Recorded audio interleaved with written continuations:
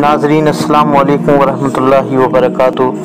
ناظرین، سب سے بڑا اور سب سے اہم سوال ہے، اسلام کیا ہے؟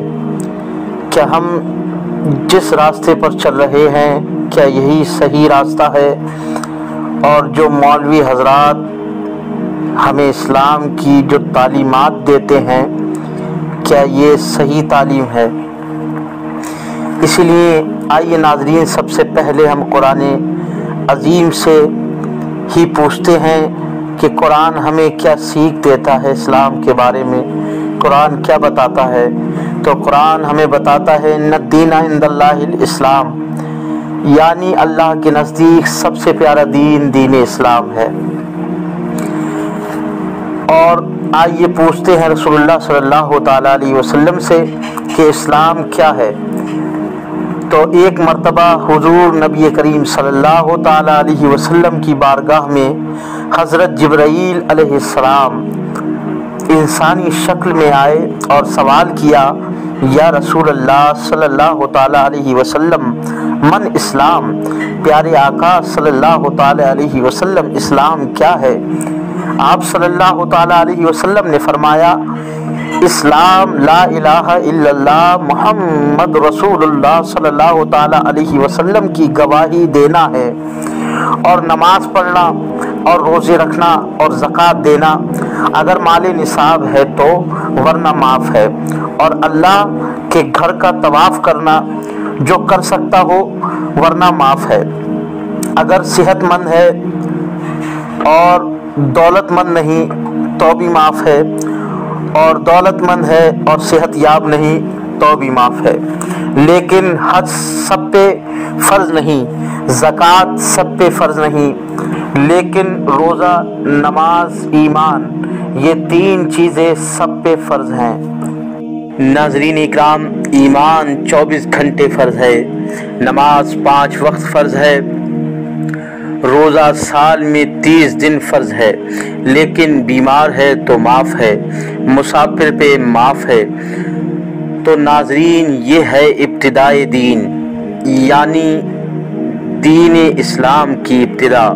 آئیے نبی کریم صلی اللہ تعالیٰ علیہ وسلم سے پوچھتے ہیں کہ انتہائی اسلام کیا ہے، یعنی اسلام کی انتہا کیا ہے یا رسول اللہ صلی اللہ تعالیٰ علیہ وسلم؟ ہمیں اب پتہ تو چل گیا کہ دین اسلام کی ابتدا نماز، روزہ، حج، زکوٰۃ ہے۔ اب دین اسلام کی انتہا کیا ہے میرے آقا؟ میرے نبی صلی اللہ تعالیٰ علیہ وسلم سے ایک شخص نے پوچھا، یا رسول اللہ صلی اللہ علیہ وسلم من اسلام، اسلام کیا ہے؟ تو یہاں نبی کریم صلی اللہ علیہ وسلم کا جواب اور ہے، وہاں رسول اللہ صلی اللہ علیہ وسلم نے بتایا کیا ہے۔ اب یہاں رسول اللہ صلی اللہ علیہ وسلم کا جواب اور تھا۔ کیوں؟ یہ سوال حج کے آخری موقع پر عمر بن ابسہ رضی اللہ تعالی عنہ نے سوال کیا، جب اسلام مکمل ہو چکا ہے، جب قرآن کی آیت نازل ہو چکی، یعنی الیوم اکملت لکم دینکم ولی دین، یعنی اے محبوب ہم نے آپ کے دین کو مکمل کیا۔ جب اسلام مکمل ہو چکا ہے تو رسول اللہ صلی اللہ تعالی علیہ وسلم نے کیا خوبصورت جواب عطا فرمایا۔ آپ نے فرمایا، اتمت الطعام و اسبل الکلام، یعنی اسلام ہے خوش اخلاق اور کھانا کھلانا۔ ناظرین، اسلام کا سب سے اعلیٰ درجہ کیا ہے؟ میرے نبی کریم صلی اللہ علیہ وسلم نے فرمایا، من سلم مسلما من لسانہ و یادہ، جو اپنے ہاتھ اور اپنی زبان سے کسی کو تکلیف نہ پہنچائے وہ سب سے اعلیٰ درجے کا مسلمان ہے۔ تو یہاں نبی کریم صلی اللہ علیہ وسلم کا ایک بہت ہی دلچسپ واقعہ میں آپ حضرات کو سناتا ہوں۔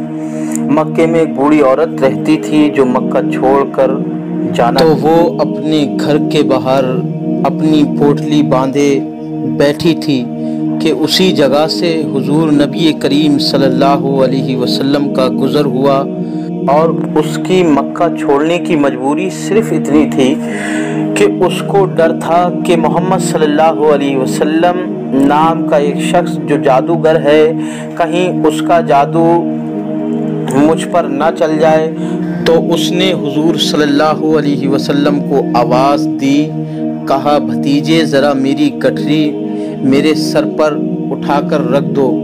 حضور صلی اللہ تعالیٰ علیہ وسلم نے اس بڑھیا کی گٹھری اٹھائی تو آپ صلی اللہ علیہ وسلم نے محسوس کیا کہ اس گٹھری کا وزن اتنا زیادہ ہے، بڑھیا اس گٹھری کو اٹھا نہ سکے گی۔ تو آپ صلی اللہ علیہ وسلم نے اس بڑھیا سے فرمایا، اے مائی اس گٹھری کا وزن اتنا زیادہ ہے کہ تو اس کا وزن اٹھا نہ سکے گی، اے مائی اگر تو کہے تو میں تیری منزل تک تجھے پہنچا دوں۔ بڑھیا نے خوش ہو کر کہا، بھتیجے یہ اور بہتر ہے۔ اب حضور سرکار مدینہ صلی اللہ تعالیٰ علیہ وسلم بڑھیا کی پوٹلی اپنے سر پر رکھ کر چل دیے۔ راستے میں بڑھیا حضور صلی اللہ علیہ وسلم سے کہنے لگی، بیٹا تم مجھے نیک اور بڑے معصوم لگتے ہو۔ حضور صلی اللہ تعالیٰ علیہ وسلم تو سب جانتے تھے، مگر پھر بھی حضور صلی اللہ علیہ وسلم نے پوچھا، اے مائی تو مکہ چھوڑ کر کیوں جا رہی ہے؟ بڑھیا نے کہا، بیٹے مکہ میں ایک جادوگر آیا ہے جو اپنے آپ کو اللہ کا دوست بتاتا ہے اور خود کو اللہ کا پیغمبر بتاتا ہے، خود کو اللہ کا نبی بتاتا ہے، اور وہ جادوگر ہے جو کبھی سورج کو اپنے پاس بلا لیتا ہے تو کبھی چاند کے 2 ٹکڑے کر دیتا، کبھی بانج بکریاں اس کے دستے شفقت سے دودھ دینے لگتی ہیں، اور جو اسے دیکھ لیتا ہے وہ اسی کا ہو جاتا ہے۔ اس کا چہرہ چاند کی طرح ہے، اس کے ہونٹ گلاب کی پتی کی طرح ہیں، اور اس کے بال لمبے گھنے سیاہ ہیں۔ مگر بیٹے میں اس ڈر سے مکہ چھوڑ رہی ہوں کہ ہمارے آباء و اجداد بتوں کو مانتے ہیں اور میں بھی بتوں کی پوجا کرتی ہوں، اور ہمارے آباء و اجداد نے کبھی بتوں سے بے وفائی نہیں کی۔ مجھے ڈر ہے بیٹا کہیں میں اس جادوگر کے گرفت میں نہ آ جاؤں اور کہیں اس کا جادو مجھ پر نہ چل جائے اور میں کہیں اس کے خدا کی عبادت نہ کرنے لگوں۔ پھر بڑھیا کی منزل آ پہنچی اور پھر وہ سرکار مدینہ صلی اللہ تعالیٰ علیہ وسلم سے کہنے لگی، بیٹا تم نے اپنے قبیلے کا نام نہیں بتایا کہ تم کس قبیلے سے ہو، کس خاندان سے، مجھے اپنا نام تو بتاؤ تاکہ میں لوگوں کو بتا سکوں کہ ایک وہ جادوگر ہے جس کی وجہ سے میں مکہ چھوڑ کر جا رہی ہوں، اور ایک تم ہو بیٹا جو اتنے خوش اخلاق ہو اور دوسروں کی مدد کرنے والے ہو۔ اس نے پھر پوچھا کہ بیٹا اپنا نام تو بتاؤ۔ حضور صلی اللہ علیہ وسلم مسکرا دیے۔ پھر اس نے پوچھا کہ بیٹا اپنا نام تو بتاؤ۔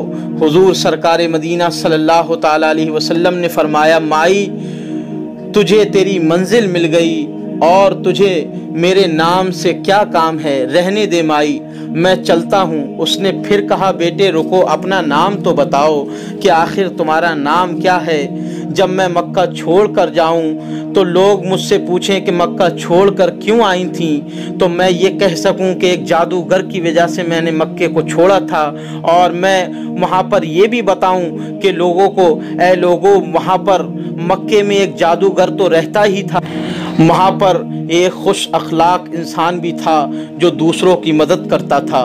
حضور صلی اللہ علیہ وسلم نے کہا، رہنے دے مائی تو اپنے کام سے کام رکھ۔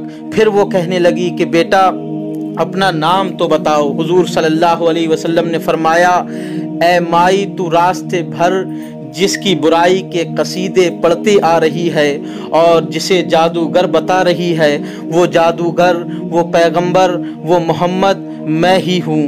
اللہ اکبر۔ وہ بڑھیا رونے لگی اور کہنے لگی، یا رسول اللہ صلی اللہ تعالیٰ علیہ وسلم محمد تمہارا جادو مجھ پر چل کے مانا، میں تمہارے جادو سے بچ نہ سکی، اب مجھے کلمہ پڑھا دیجئے اور مسلمان کیجئے، اب مجھے کلمہ پڑھا دیجئے اور مسلمان کیجئے، اب مجھے کلمہ پڑھا دیجئے اور مسلمان کیجئے۔ اسی لیے تو کسی نے کہا ہے فقط زلیخا تھیں عاشق حسن یوسف کی، فقط زلیخا تھیں عاشق حسن یوسف کی، خدا خود جن کا عاشق تھا وہ صورت تھی محمد کی، خدا خود جن کا عاشق تھا وہ صورت تھی محمد کی۔ اب آپ خود سمجھ لیں اسلام کتنا خوبصورت مذہب ہے۔ جو لوگ اسلام کی مخالفت کرتے ہیں وہ خود سمجھ لیں کہ اسلام کتنا پیارا مذہب ہے، جو کبھی کسی کی دل آزاری نہیں چاہتا، جو دوسروں کی دل آزاری کا اتنا خیال رکھتا ہے۔ اور اس بڑھیا کو حضور صلی اللہ تعالیٰ علیہ وسلم نے ظلم سے اور جبر سے مسلمان نہیں کیا، بلکہ یہ اخلاق دیکھا کہ جس کی برائی کے قصیدے میں راستے بھر پڑتی رہی اور محمد صلی اللہ تعالی علیہ وسلم مسکراتے رہے۔ اللہ اکبر۔ ناظرین، یہ ہے رسول اللہ صلی اللہ تعالی علیہ وسلم کا اسلام۔